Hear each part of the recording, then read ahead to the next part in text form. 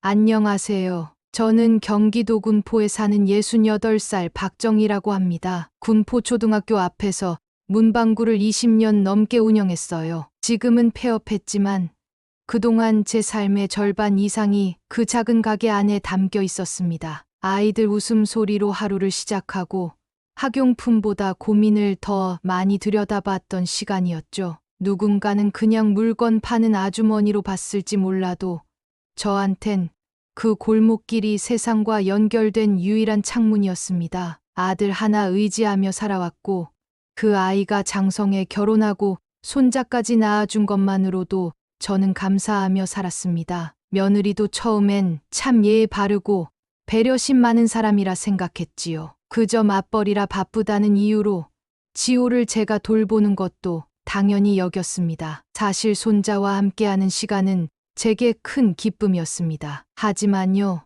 사람 마음이란 게 자꾸만 쌓이는 작은 말 한마디, 눈빛 하나에도 흔들리더라고요. 할머니는 원래 잘 몰라요.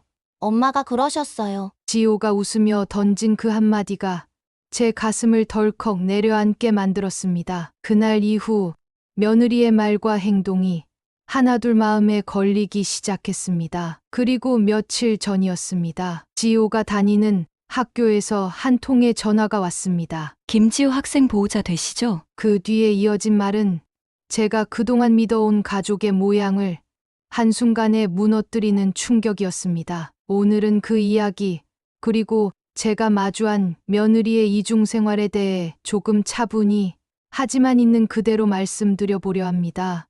제가 처음 문방구를 연 건 40을 간 넘겼을 때였습니다. 남편이 급작스럽게 쓰러져 세상을 떠나고 한창 초등학생이던 아들 성우를 두고 막막해진 시기였죠. 무언가라도 붙잡아야 했습니다. 군포초등학교 앞 골목에 작은 가게 하나를 얻고 연필 몇 자루, 공책 몇 권 놓고 시작한 게 그렇게 20년이 훌쩍 지났습니다. 손이 시릴 때면 문을 열자마자 딱 풀을 쥐고 있었고 졸업식 날이면 눈물로 작별 인사하는 아이들 덕에 제 삶엔 늘 무언가 따뜻한 울림이 있었습니다. 누구 엄마 대신 학교 앞에서 기다려준 적도 많았고 잃어버린 용돈 찾아주겠다고 CCTV를 돌린 적도 있었죠. 그러니 손자 지호가 태어났을 때 저는 겁도 없이 얘는 내가 학교 보낼게 그렇게 말했지요. 그 아이를 안아보자마자 다시 한번 내 손으로 한 아이를 키울 기회가 온 듯한 기분이었습니다. 며느리 주영이는 맞벌이라 많이 바빴습니다. 출근 전에 지호를 제게 맡기고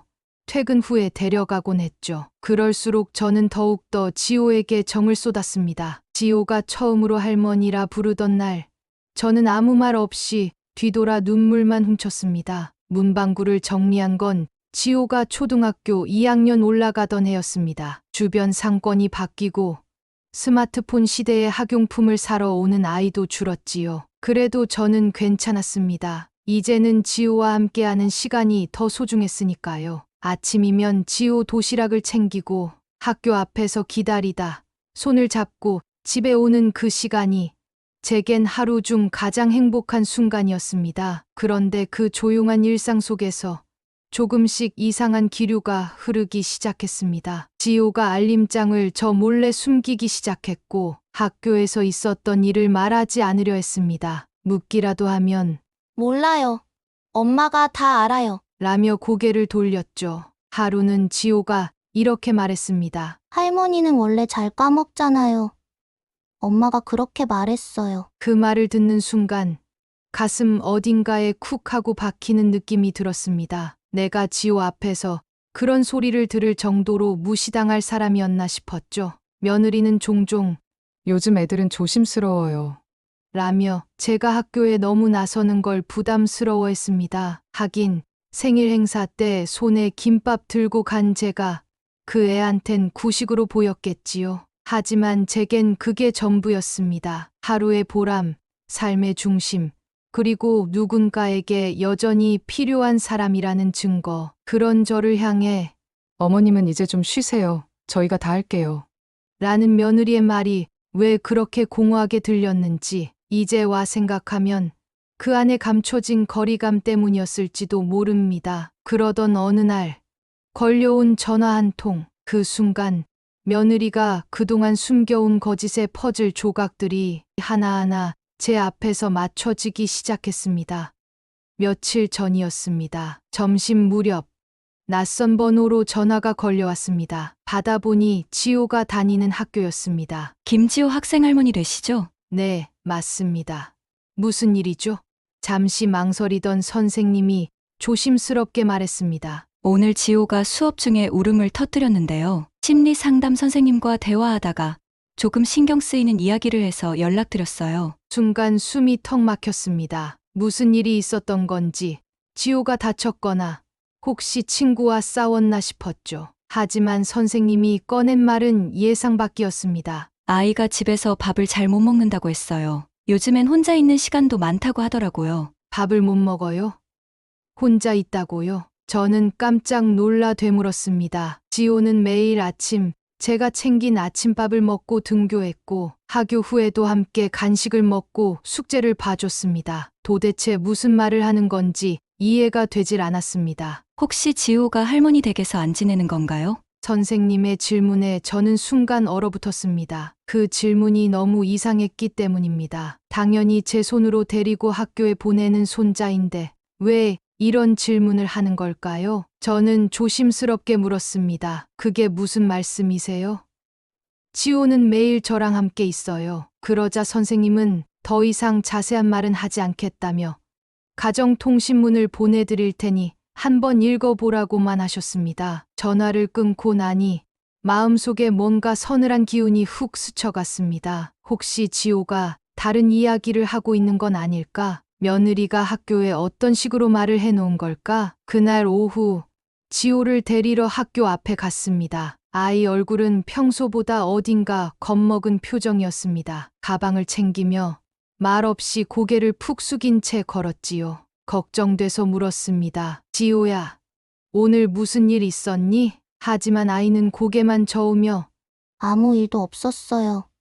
그냥 실수로 그런 말한 거예요. 그러곤 얼른 주제를 돌리듯 엄마가 할머니한텐 말하지 말랬어요. 라는 말을 덧붙였습니다. 그 순간 가슴 한가운데가 싸늘하게 식어가는 걸 느꼈습니다. 말하지 말라. 실수였다.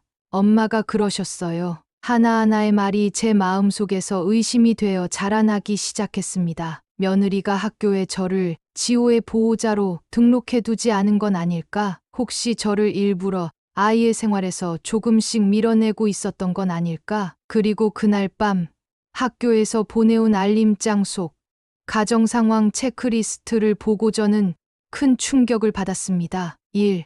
학생의 주요 보호자는 누구입니까? 모, 부. 2. 학생은 학교 후 주로 어떤 환경에 머무르나요? 혼자 집에서 지냄, 간편식 또는 인스턴트 식사. 이게 무슨 소린가 싶었습니다. 이대로라면 지호는 마치 하루 종일 혼자 방치된 아이처럼 돼 있었고 저는 존재조차 하지 않는 사람이 되어 있었습니다. 가슴 깊은 곳에서 무언가 끓어오르기 시작했습니다. 지금까지 내가 해왔던 모든 정성과 시간, 그걸 대체 며느리는 뭐라고 학교에 설명한 걸까? 왜 나를 없는 사람처럼 만든 걸까? 의심은 이제 진실을 향한 확신으로 바뀌려 하고 있었습니다. 다음 날, 저는 일부러 며느리에게 아무 말도 하지 않은 채 지호와 평소처럼 저녁을 함께 먹었습니다. 아이를 보며 묻지도 않았습니다. 혹시라도 또다시 엄마에게 혼날까봐 눈치 보는 지호의 표정이 제 입을 막아버렸습니다. 그날 밤 며느리는 퇴근 후 지호를 데리러 왔습니다. 문을 열자마자 제가 건넨 알림장을 보며 짧게 한숨을 쉬더군요. 아, 이거요? 그냥 학교에서 일괄적으로 보내는 거예요. 근데 왜 보호자란 항목에 너랑 성우 이름만 있지? 어머님까지 넣으면 너무 복잡하잖아요. 학교 행정도 요즘은 간단하게 하려고 해서요. 그 말에 저는 할 말을 잃었습니다. 복잡해서 저를 뺐다고요? 나는 지호 학교 데려다주고 데리러 오는 사람인데. 그럼 보호자는 아니라는 거야? 저도 모르게 목소리가 떨렸습니다. 그러자 며느리는 어깨를 으쓱하며 말했습니다. 어머님은 그냥 도움 주시는 거잖아요. 요즘은 그런 거 정확히 나눠야 돼요. 도움? 내가 그냥 도움 주는 사람이었단 말입니까? 며느리는 그런 말을 아무렇지도 않게 하고 지호 손을 잡아 데리고 나가며 문 앞에서 돌아봤습니다. 어머님, 너무 예민하게 생각하지 마세요. 지호도 혼란스러워질 수 있으니까요. 그 말에 저는 더 이상 아무 말도 하지 못했습니다. 감정이 목구멍에 걸린 듯 말이 안 나왔습니다. 며칠 뒤 지호가 토요일에 우리 집에 오기로 했던 날이었습니다. 기다려도 오지 않기에 전화를 걸었더니 며느리가 무뚝뚝하게 말했습니다. 아, 오늘은 그냥 집에서 놀기로 했어요. 지호가 요즘 피곤해해서요. 그날부터였습니다. 지호가 주말에 오지 않기 시작한 것이 학교 행사에도 제가 갈 자리가 없었습니다. 체육대회 날 몰래 학교에 갔더니 지호는 다른 아이들과 앉아 있었고 저를 보자 눈치를 살피며 살짝 고개만 숙였습니다. 며느리는 마치 일부러라도 저를 피하는 듯 했습니다. 담임 선생님께도 미리 지호 할머니는 안 오시니까 참고하세요 라고 말해놨다고 하더군요. 며느리에게 조용히 말을 꺼냈습니다. 왜 나를 이렇게 대하는 거니? 내가 무슨 잘못을 했니? 왜 나를 없는 사람처럼 만들어? 그러자 며느리는 웃음을 지으며 말했습니다. 어머님, 너무 예민하게 굴지 마세요. 그냥 요즘 시대가 그래요. 조용히 계시면 다 편해요.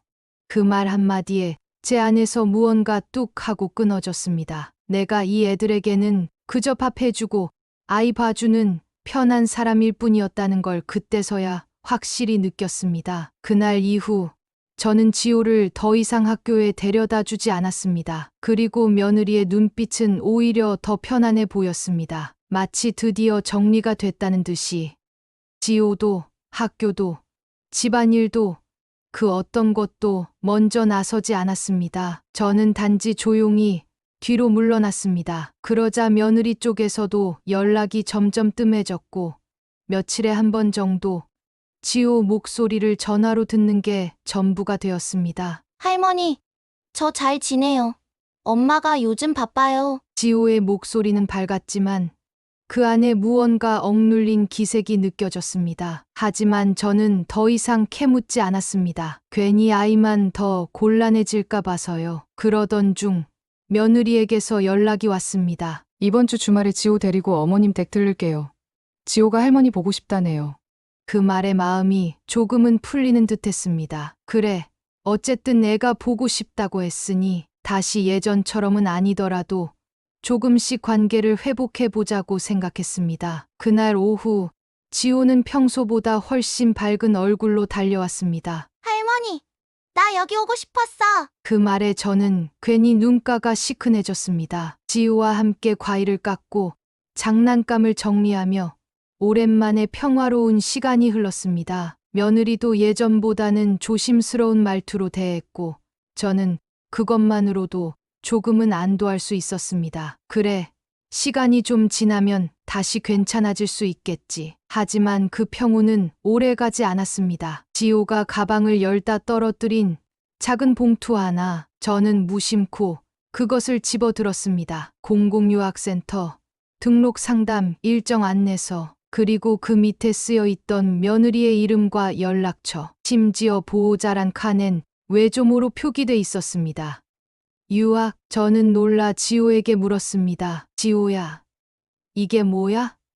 유학 상담이야? 지호는 당황한 듯 얼굴이 굳더니 입술을 깨물며 말했습니다. 엄마가 말하지 말랬어요. 그 말을 듣는 순간 제 머릿속에 있던 조각들이 모두 맞춰졌습니다. 며느리는 저를 서서히 멀리하며 학교, 집, 행사 하나하나에서 배제해왔고 이제는 아이를 제 곁에서 완전히 떼어내려고 준비하고 있었던 겁니다. 외조모 이름으로 유학 서류를 넣고 저에겐 아무 말도 하지 않은 채 아이와 저 사이의 관계를 지워버리려 했던 겁니다. 그날 밤 저는 한참을 잠들지 못했습니다. 화가 났다기보다 참담했습니다. 내가 그동안 해왔던 사랑이 그들에게는 불편한 간섭이었을까? 내 존재는 그냥 불필요한 변수였던 걸까? 하지만 이제는 그저 물러나고만 있을 수는 없다는 생각이 들었습니다. 지호는 제 손으로 키운 손자입니다. 그 아이가 어떤 선택을 할지는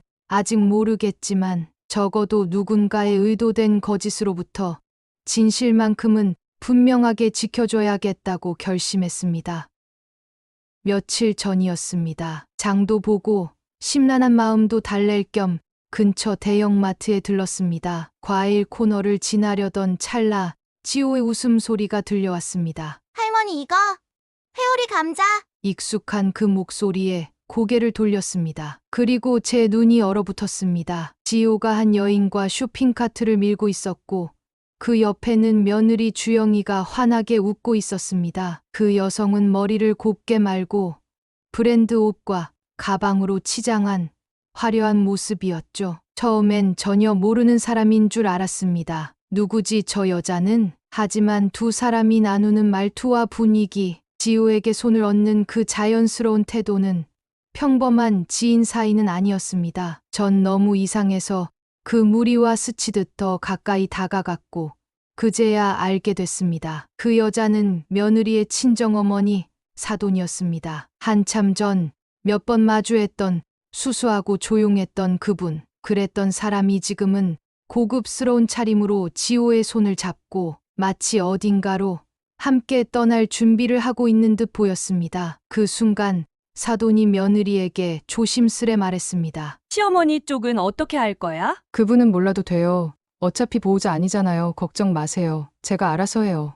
지호한테는 그냥 엄마랑 체험학습 가는 거라고 해둘게요.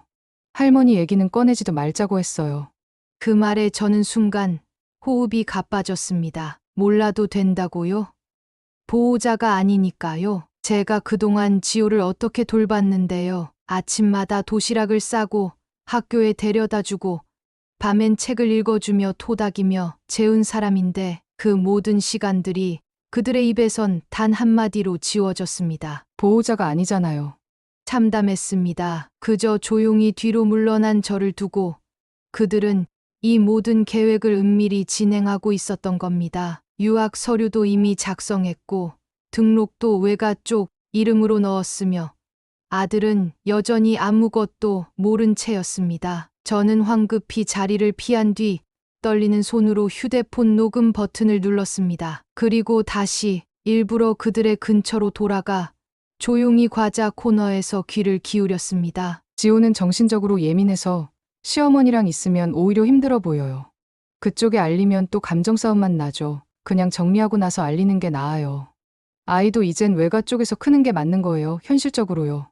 그 녹음 파일을 재생하며 저는 한 문장, 한 단어가 제 가슴을 찌르는 칼처럼 박히는 걸 느꼈습니다. 그들은 이미 결론을 내렸습니다. 저는 그들에게 있어 불필요하고 감정만 복잡하게 만드는 장애물일 뿐이라는 걸. 며느리와 사돈의 대화를 몰래 녹음했던 그날 밤 저는 단 한숨도 제대로 자지 못했습니다. 보호자가 아니니까 그냥 조용히 보내자. 그분은 몰라도 돼. 그 말 하나하나가 속을 뒤집는 칼처럼 꽂혔습니다. 아무 말도 하지 않으면 지호는 정말 제 곁에서 멀어질 거란 생각이 머릿속을 떠나질 않았습니다. 며칠을 고민한 끝에 저는 며느리에게 문자를 보냈습니다. 이번 주말에 지호 데리고 잠깐 들를래? 내가 그날 너무 금방 가서. 조금 뒤 며느리에게서 답이 왔습니다. 네, 어머님, 점심쯤 갈게요. 그날 저는 아침부터 조용히 집을 정리하고 거실 테이블 위에 녹음 내용을 출력한 종이를 올려놨습니다. 감정을 담지 않고 그냥 있는 그대로 보여줄 생각이었습니다. 정확히 오후 1시, 지호가 문을 열고 들어섰습니다. 할머니, 나왔어요. 여전히 해맑은 아이 얼굴을 보며 저는 가슴이 아려왔습니다. 곧이어 며느리가 따라 들어왔습니다. 무심한 얼굴로 형식적인 인사를 건넸습니다. 오랜만이에요, 어머님. 그래, 점심 준비는 다 됐어. 그 전에 너랑 얘기 좀 해야겠다. 지호는 방으로 들어가 TV를 켰고 저는 거실 문을 조용히 닫았습니다. 테이블 쪽으로 종이를 밀어주었습니다. 며느리는 처음엔 멀뚱히 보다가 종이를 들고 읽기 시작했습니다. 이게 뭐예요? 마트에서 너랑 네 엄마가 했던 얘기야. 내가 그날 우연히 다 들었거든. 며느리의 얼굴빛이 확 변했습니다. 녹음까지 하셨어요? 안 했으면 너네 계획을 평생 모르고 살았겠지. 그게 괜찮았을까? 며느리는 말없이 눈을 피했습니다. 저는 더는 참지 못하고 입을 열었습니다. 지호를 위한다면서 난 모르셔도 된다고? 내가 뭘 얼마나 잘못했길래 이 집에서 그런 식으로 지워져야 돼? 그게 아니라요. 어머님이 너무 감정적으로 지호한테. 감정적.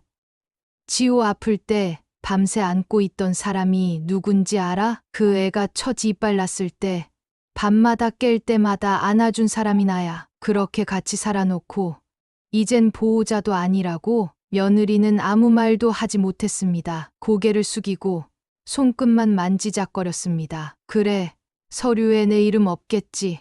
넌 그렇게 정리하고 싶었겠지. 근데 사람 마음도 너 마음대로 정리되니? 나는 어떻게 하면 되는데? 지호 인생에서 내가 뭐야?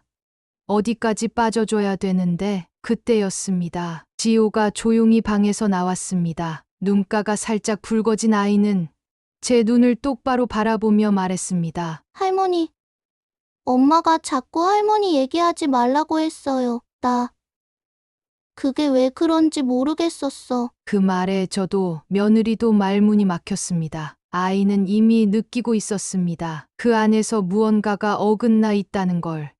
그 순간 현관문이 철컥 열렸습니다. 지호 아빠, 제 아들 성우가 문틈 사이로 조용히 들어왔습니다. 손에는 유학 서류철이 들려 있었고 얼굴은 싸늘하게 굳어 있었습니다. 이게 다 사실이야? 그 짧은 질문에 거실의 공기가 확 달라졌습니다. 그 말과 함께 아들이 서류를 꺼내 들었습니다. 묵직한 공기의 흐름이 순간 멎는 것 같았습니다. 주영이는 눈썹 하나 까딱하지 않고 서 있더니 얼굴을 찌푸리며 말했습니다. 그걸 왜 당신이 봐?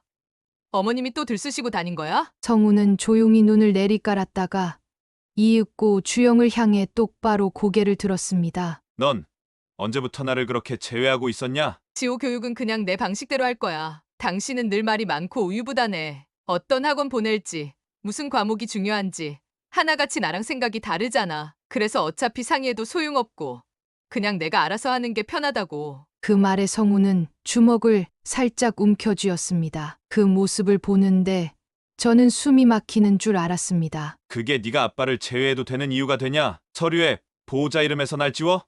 내 자식인데도. 당신은 지호 앞길에 방해만 될 뿐이야. 난 그렇게 생각해. 저는 그 말의 순간 이가 딱딱 부딪히는 소리를 들었습니다. 그러나 성우는 당황하지 않았습니다. 대신 낮고 또렷한 목소리로 말했습니다. 그래서 너 혼자 유학도 아니고 이민까지 준비한 거냐? 주영은 눈이 동그래지더니 입꼬리를 올렸습니다. 하! 역시 그 얘기까지 들었구나. 그래 맞아. 이민 준비 중이었어. 거기서는 아무런 간섭 없이 지호도 더 잘 자랄 수 있을 거야. 그럼 왜 나한테는 한마디도 안 했어? 그럼 막을 거잖아. 어머님도 당신도 결국 가족이란 이름으로 지호를 붙잡을 거잖아. 붙잡아야지. 내 아들인데 당연히. 그 순간 주영의 표정은 확 돌변했습니다. 그건 더 이상 평범한 며느리의 얼굴이 아니었습니다. 지호는 내 아들이야. 내 인생을 걸고 낳은 아이야. 내가 원하는 방식대로 살아야 하는 아이라고. 내가 지호를 어떻게 키우든 누구랑 살든 간섭받을 이유 없어. 너 지금 그 말 지호가 들으면 뭐라고 생각할 것 같아? 걘 아직 어려. 조금만 지나면 내가 해주는 게 맞았다는 걸 알게 될 거야. 그때 성우의 눈에서 처음으로 미세한 떨림이 보였습니다. 그건 분노였고 아픔이었습니다. 저는 그 모습을 바라보며 입술을 꾹 깨물었습니다. 가만히 서 있기만 했지만 속에서는 고막이 찢어질 듯 심장이 뛰었습니다. 성우는 마지막으로 주영에게 이렇게 말했습니다. 너 지호를 진짜 사랑한 적 있어? 뭐, 사랑했다면 그 애 앞에서 아빠를 지워버리진 않았을 거야. 그 애가 행복할 선택이 뭔지 진심으로 고민했겠지. 근데 넌 너만 생각했어. 네 인생, 네 체면, 네 계획. 그 안에 지호는 그냥 도구였어. 주영은 처음으로 말을 잃었습니다. 눈을 깜빡이며 입을 열려 했지만 말이 제대로 나오지 않았습니다. 그 순간 저는 조용히 고개를 들었습니다. 성우야, 엄마? 이젠 알겠니? 네가 왜 꼭 있어야 하는지, 지호가 누굴 보고 자라야 하는지. 네 엄마. 이젠 저도 안 물러날 거예요. 그 대답에 저는 고개를 끄덕였습니다. 주영은 침묵한 채 자리를 피했고 거실에는 저와 아들만이 남았습니다. 지호는 안방에서 조용히 숨죽이고 있었고요. 그 아이에게 무슨 상처가 남을까 생각하니 마음이 무너져 내렸습니다. 그날 밤 방 안에서 지호가 자는 얼굴을 바라보는데 마음이 복잡했습니다. 이 아이가 앞으로 무엇을 듣게 될지, 얼마나 상처를 입을지, 그게 제일 두려웠습니다. 하지만 더는 가만히 있을 수 없었습니다. 지호를 위해서라도, 아들을 위해서라도, 무엇보다 제 자신을 위해서라도. 다음 날 저는 일찍 일어나 서랍 깊숙한 곳에 있던 봉투 하나를 꺼냈습니다. 그 안에는 지난 1년 동안 조금씩 모아두었던 수상한 조각들이 들어 있었습니다. 지호 초등학교에서 나눠준 알림장 복사본과 주영이 혼자 처리했던 특별활동 신청서, 제게 말도 없이 진행됐던 사교육 상담 동의서 사본, 성우 도장이 찍힌, 하지만 성우는 전혀 알지 못했던 출입국 서류와 이민 동의서 초안, 그리고 며느리가 누군가와 통화하면서 서류는 남편 없이도 충분히 돼요. 도장만 있으면 문제 없어요. 그렇게 말하는 걸 제가 우연히 녹음해둔 파일도 하나 있었습니다. 그땐 그냥 혹시나 하는 마음에 모아두었던 것들이 이제 와선 전부 명백한 증거가 되어주고 있었습니다. 그날 오후 저는 법률 상담소를 찾았습니다. 소개받은 여성 변호사는 제 말을 조용히 듣고 이렇게 말했습니다. 며느리분이 보호자 서류에 허위 정보를 기재했고 남편 동의 없이 자녀의 출국 절차를 밟으려 했다면 위법의 소지가 큽니다. 특히 보호자 명의 변경, 출국 계획, 이민 서류에서 남편 본인의 서명이 없었다면 충분히 법적으로 대응하실 수 있습니다. 정말 제가 할 수 있는 게 있나요? 할 수 있는 걸 넘어서 지금 하셔야 하는 겁니다. 그 말에 저는 처음으로 안도의 숨을 내쉬었습니다. 무력한 게 아니었습니다. 지켜만 보는 게 아니었습니다. 그날 밤 저는 아들에게 말했습니다. 성우야, 이제 엄마가 나설게. 지호 문제, 너 혼자 끌어안지 마. 주영이는 며느리일 뿐이야. 더는 가족이라는 이름으로 덮지 마라. 성우는 제 말을 듣고 한참을 조용히 서 있더니 조심스럽게 입을 열었습니다. 미안해, 엄마.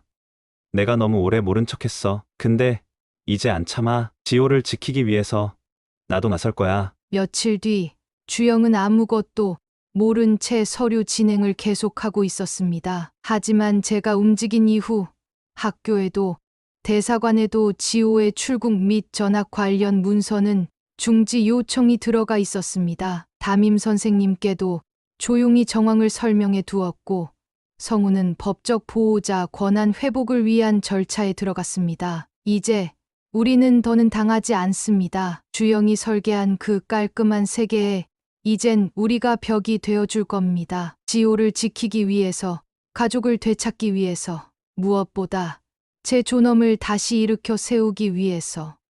이혼 소송은 쉽게 끝나지 않았습니다. 주영은 양육권을 절대 줄 수 없다며 맞섰고 저와 성우는 수개월간 학교, 병원, 출입국 기록까지 하나하나 증거를 모아야 했습니다. 주영은 법정에서도 거짓을 말했습니다. 아이를 위한 선택이었습니다.